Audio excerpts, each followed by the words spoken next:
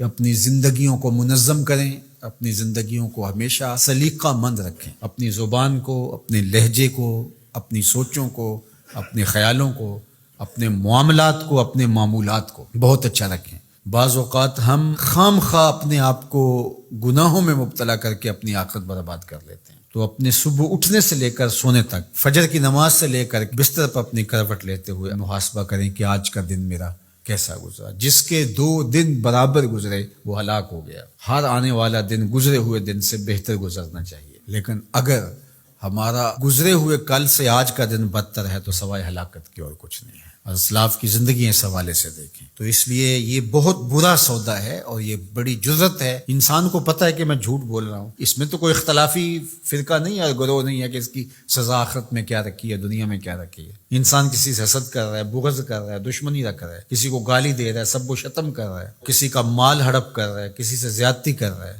رشوت لے رہا ہے، یہ جو کچھ بھی ہماری زندگی میں شب و روز کے معمولات ہیں جو ہم کر رہے ہیں، یہ تو کوئی اختلافی مسئلہ نہیں ہے کہ جس کے بارے میں وہ کہا کہ مختلف اقوال ہوں کہ آپ نے اس فرقے پہ اور اس گروہ پہ اور اس مسلک پہ بات کر لی کہ نہیں ہمارے مسلک میں یہ جائز ہے۔ جھوٹ تو ہر مسلک میں ناجائز ہے، ہر الہامی غیر الہامی مذہب میں ناجائز ہے۔ اسی طرح رشوت کھانا، سود کھانا، شراب پینا، نظروں کی ناپاکیزگی اور اپنی زندگی کے جو دیگر امور بد ہیں، اس میں تو کوئی اختلاف نہیں ہے۔ اپنا وقت برباد کرنا، نمازیں چھوڑنا، لوگوں کو ایذا دینا، تکلیفیں دینا، ہمارا دین تو اس قدر حساس ہے لوگوں کے خیال رکھنے کے حوالے سے کہ لہسن اور پیاز کھا کر کے مسجد میں آنے سے روکا گیا ہے کہ تمہارے منہ سے نکلتی ہوئی سمیل کو سونگھ کر کے کسی کو تکلیف نہ ہو، کسی کو اذیت نہ پہنچے۔ وہ اس قدر حساس ہے۔ حضرت انس بن مالک آتے تھے تو چونکہ وہ جنہوں نے حضور کو نہیں دیکھا تھا تو وہ ان کا ہاتھ پکڑ کے چوم لیتے تھے کہ آپ نے حضور کو دیکھا، تو وہ اپنے ہاتھ کو خوشبو لگا کے آتے تھے کہ لوگ میرا ہاتھ حضور کی نسبت سے چومتے ہیں،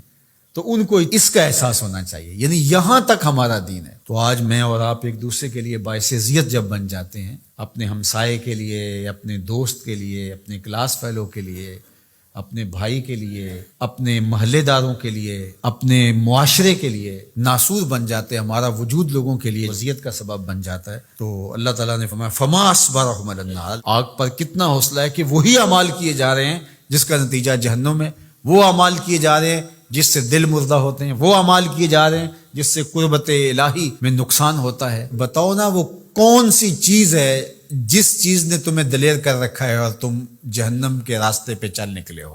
وہ دولت ہے، حسن ہے، جوانی ہے، اقتدار ہے۔ وہ چیز کیا ہے جس چیز پہ تم ناز کر کے اپنے رب سے دور ہو کے جہنم کا ایندھن بننے کے لیے تیار ہو گئے؟ کتنا حوصلہ ہے لوگوں کا، کتنی ڈٹائی سے کہہ دیتے ہیں یہ جہاں میٹھا اگلا کس نے ڈٹا۔ کوئی کہتا ہے کوئی بات نہیں، کر لو جو کرنا، آخرت میں توبہ کر لیں گے۔ توبہ کی امید پر گناہ کا کرنا یا ڈٹائی کے ساتھ گناہ پہ گناہ کیے جانا، اپنی بد اعمالیوں کی کوئی توجیہ کر لینا، مختلف شیطان کے فریب ہیں، مکر ہیں، وہ آپ کو مختلف طرح سے پھانس لیتا ہے، ہم اس کی کوئی توجیہ کر لیتے ہیں، اس کی کوئی صورت گری کر لیتے ہیں۔ مطلب کیا؟ جب اللہ کی کتاب سے ہم انحراف کریں گے تو اللہ توفیقات خیر سلب کر لے گا۔ یہ جو لعنت کا لفظ آپ نے سنا، تو لعنت کا کیا مطلب ہے؟ لعنت کا مطلب ہے کہ رحمتوں سے محروم کر دیا جانا۔ عرب کہتے ہیں جب وہ اپنی اولاد سے ناراض ہو جائیں یا کسی سے ناراض ہو جائیں بڑا، تو وہ کہتا ہے کہ میں تمہارے لیے دعا نہیں کروں گا، تم میری دعاؤں سے آج کے بعد محروم ہو گئے ہو۔